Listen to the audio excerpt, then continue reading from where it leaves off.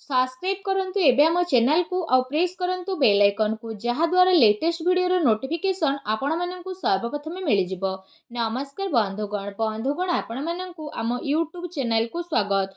बंधुगण आज आमे जानिबा 28 तारिख रो दिन आपणकर किपरि कटिबो, केउ प्रकार रो आजिर दिन को आपण माने प्लानिंग करिवे, ता सहित जदि कहिबा आजिर दिन आपणको पई किपरि साब्यस्त हेबो, एहा सहित जदि कहिबा केउ केउ जिनिस रे आपणको फायदा हेबो, केउ केउ जिनिस रे आपणको सावधानता अवलंबन करबाकू पड़िबो, आपणकर लव लाइफ किपरि रहिबो, कैरियर किपरि रहिबो, बिजनेस आउ व्यापार किपरि रहिबो, ता सहित स्वास्थ्यर महत्वपूर्ण इनफॉरमेशन मध्ये आमे आपण माननको वीडियो रे देबू।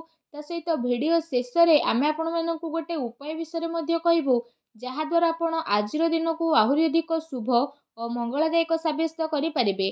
तो आगो को वीडियो आरंभ करबा पूर्व आमर आपण माननको रिक्वेस्ट, जदि आपण आम चैनल रे नुआ करी आछंती तो चैनल को सब्सक्राइब करंतु, सांगरे नोटिफिकेशन बेल को मध्ये ऑन करंतु, जहा द्वारा समय समय रे आपणक पाखरे सब वीडियो रो नोटिफिकेशन पहुंची जिवो। आसंतु जानिबा किपरि रहिबो 28 तारिख रो दिन आपणक पई। जदि आमे सबुठारु प्रथमे आज कहिबा तो विशेष भावरे कि कौन आपणक पई आज पॉजिटिव रहिबा पई जाउछि। जदि आमे आपणको कहबू कि फ्रेंड्स आपणक पई आज सफलता प्राप्त करिबार पूरा संभावना बनुछि, संतानक पक्ष ठारू संतुष्टि आज आपणको विशेष भावरे प्राप्त हेबो, समय अनुसार संतानकर सहयोग आपणको मध्य मिलिबो। ता सहित जदि कहिबा संतानकर कार्यकलाप तथा घर परिवारर आवश्यकता उपरे आज आपण आगकू मध्य बढ़िबे। एहा सहित जदि कहिबा आपणकर संचार कौशल एवं संबंध रे विस्तारता मध्य आसीबो एवं आपण आगकू बढ़िबाकू ट्राई करिवे आ जीवन रे बहुत किछि आपण शिखि मध्य नेबे। आपणकर किछि नुआ फ्रेंड्स आज बनिबे आ भविष्यत हेतु अनेक योजना मध्य आपण बनाई पारंती, जहा पई आपणको विशेष भाबरे सफलता प्राप्त हेबो एवं लंबा समय रु अटकी थिबा आपणकर अनेक इच्छार मध्य पूर्ति हेबो। ता सहित जदि आमे विशेष भाबरे कहिबा आज आपणको दूर यात्रा हेबो, जहा आपणको पई आगकू जेकी अति लाभकारी मध्य सिद्ध हेबो आ ताहा द्वारा आपणको बहुत अधिक लाभ मध्य प्राप्ति हेबो। ता सहित जदि कहिबा आपणकर मान सम्मान रे वृद्धि मध्य आसीबो। मल्टीनेशनल कंपनी रे कार्य करुथुवा व्यक्ति विशेषଙ୍କ पई आजिर दिन बहुत ही भल दिन रहिबो। आपणकर अनेक महत्व आकांक्षा आज पूर्ण हेबार विशेष भाबरे संभावना रहिछि, जहा द्वारा आपणक मन प्रसन्न मध्य रहिबो। पढ़ा लिखा संबंधित आज आपणको भल सफलता मध्य प्राप्त हेबो। भूमि भवन वाहनर आज आपणक पई विशेष भाबरे जोग बनुछि। निजर दिनचर्या को आपण बहुत भल भाबरे नेबे। ता सहित आज आपण अन्य ऊपर विश्वास करिवे। राजनीतिक लाभ प्राप्ति दृष्टि मध्य स्थिति आज आपणक पई काफी अनुकूल भर रहिबो। ता सहित जदि कहिबा संतानकर प्रति आपणकर व्यवहार मध्य बहुत ही भल रहिबो। संतानक प्रगति द्वारा आपण काफी संतुष्टि अर्जन करिवे। विद्यार्थी को तांको प्रेरणा रे आज सफलता प्राप्त हेबो एवं जो दिन पाई आपण परिश्रम करथिले से परिश्रमर सफलता मिलिबो। ता सहित आपण आपणकर ज्ञान को बढ़ेबा एवं लोकंक द्वारा निजर विचार बांटिबारे खुशी नजर आसीबे। जणे आउ जनकर जरूरत को ध्यान रे रखी सामान्य ठारू अधिक विचारशील नजर आसीबे। परिजनक ठारू साहाय्य पाइबा आपणकर इच्छा आपणको सहयोग प्राप्ति करिबा पई प्रेरित करिवो। ता सहित मित्र भाई बंधु इत्यादि सहित बहुत भल संबंध मध्य आपणकर होई पारे, जेउथि पई काम कार्य सहित घर परिवार रे मध्य जणे आउ जनक प्रति काफी भल संभावना मध्य उत्पन्न हेबो, जहा पई आपणकर मन मध्य बहुत ही प्रसन्न रहिबो।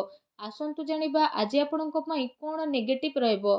फ्रेंड्स कौनसी प्रकार वित्तीय निवेश पई आज बहुत ही भावी चिंती आपण आगकू बढ़ंतु।